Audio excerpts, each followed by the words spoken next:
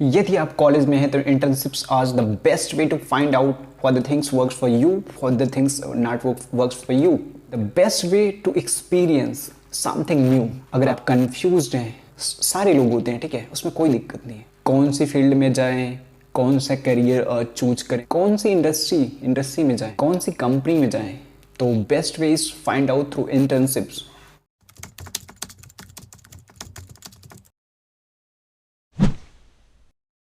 क्या आपके कॉलेज के व्हाट्सएप ग्रुप में आए दिन इंटर्नशिप्स की लिंक्स फॉरवर्ड होती रहती है? If yes, so don't worry, आज की वीडियो में मैं उस चीज़ को एक्सप्लेन करूंगा। कितनी यूजफुल होती हैं, कितनी यूजफुल नहीं होती हैं। मेनली ये first year and second year में होती रहती हैं।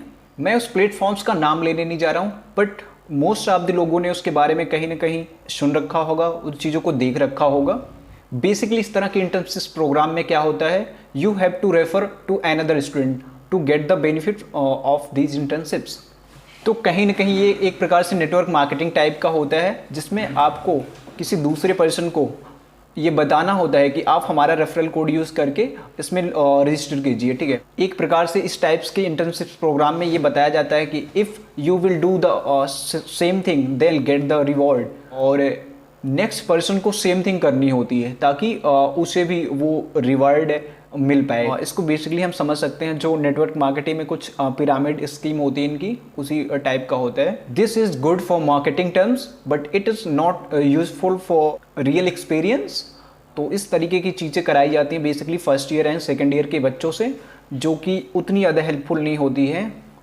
आज मैं इस चीज़ को आपको अच्छे से एक्सप्लेन करूंगा कि क्या क्या चीज़ें आपके लिए ऐसे यूज़फुल हो सकती हैं, किन किन चीज़ों से आपको बचना चाहिए। यदि आपको कुछ ऐसा होता हुआ दिख रहा है, so please don't sign up for such things. ये बस उनका एक यूजर बेस बढ़ाने का अपना तरीका होता है, जिससे वो अपना यूजर बेस बढ़ाते हैं। ये कोई रियल वैल्यू देने वाली चीज़ नहीं होती है।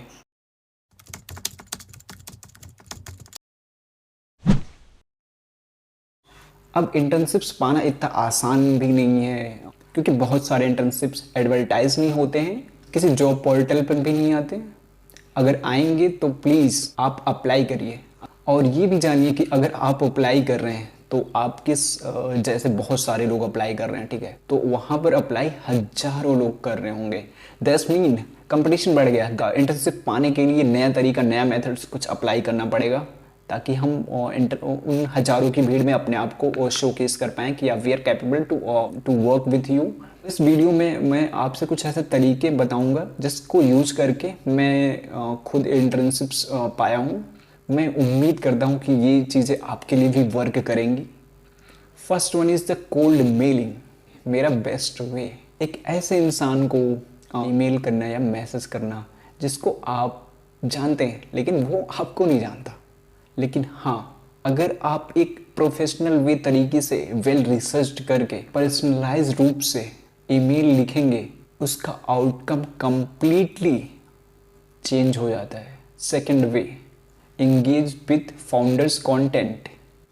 तीसरा तरीका है शेयर योर सैंपल्स। जिस काम के लिए आप इंटर्नशिप्स करना चाहते हैं, उस काम को आप पहले ही कर लीजिए, उनके साथ शेयर करिए। It works like magic. You have to do some projects. इससे चांसेस ऑफ कन्वर्जन बढ़ जाता है टू गेट एन इंटर्नशिप। इसके अलावा कई सारे तरीके होते हैं इंटर्नशिप्स पाने का। अगर इसी चीज़ को मैं शॉर्ट और सिंपल तरीके से आप जाऊं तो जो लिस्ट पर आपको बहुत सारे रिसेंट फंडेड स्टार्टअप्स मिल जाएंगे, जो हाल ही फिलहाल में फंडिंग उठाए हुए होते हैं। They are looking for interns. Just open your Chrome and search recent funded startups in India. You can try to approach these startups, तब आपके इंटर्नशिप्स पाने का चांस ज़्यादा होगा। कुछ लोग ऐसे पर्टिकुलर होंगे आपके ग्रुप्स में, कॉलेज में, जो इस तरीके की चीज़ें शेयर करते होंगे। कौन है ये लोग?